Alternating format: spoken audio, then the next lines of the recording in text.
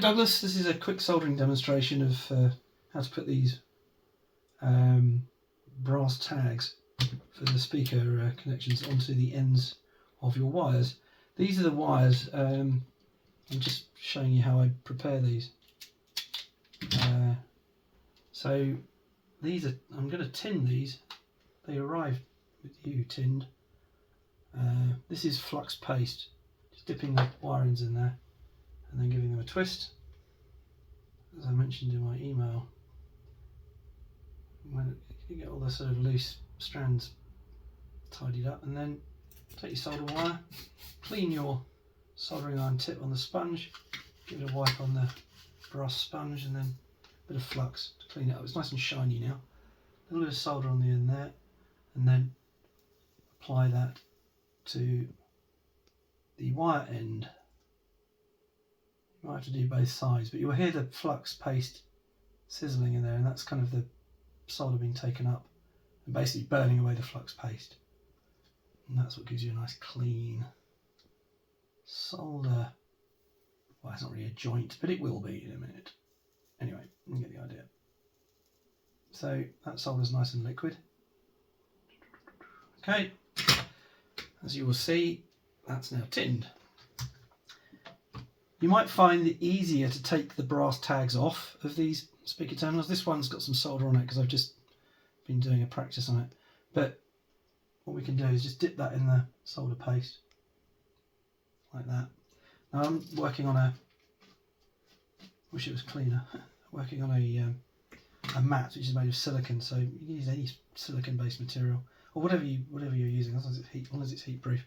So we apply a little bit of solder to the, you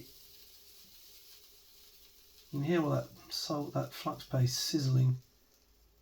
So we're literally tinning the tag. I'm actually going to use some pliers here because it's a bit easier to, this is going to be hot. I don't want to, okay, so I can just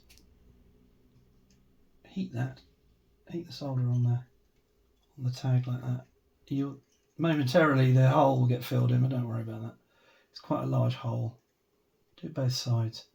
And when solder is applied to that, you know the metal beneath is clean, and you know that whatever you solder to that is going to take. And the fact that the wire end has solder in it means the joint will make relatively quickly. Let me just take them off there, like that.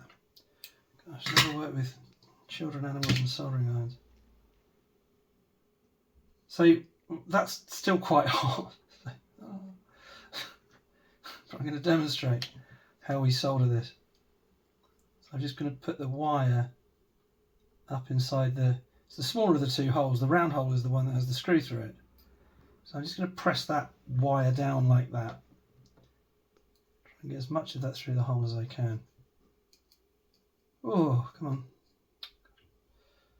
It's right, there we go. So clean the iron again,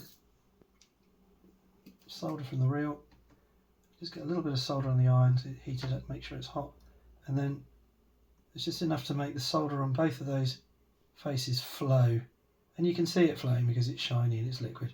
It just needs a moment, and then hold it still for 5 seconds or so.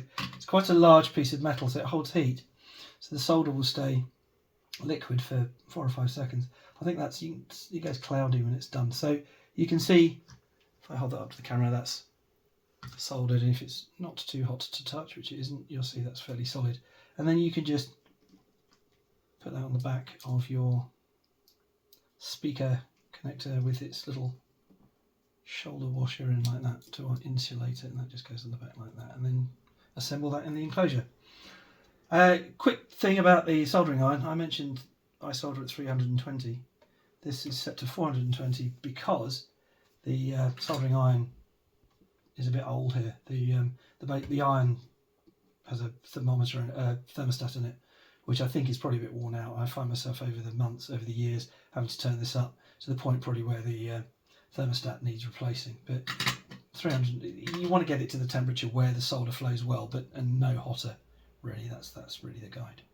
Okay, thanks for watching, and best of luck. Let me know how you get on. Cheers. Bye bye now.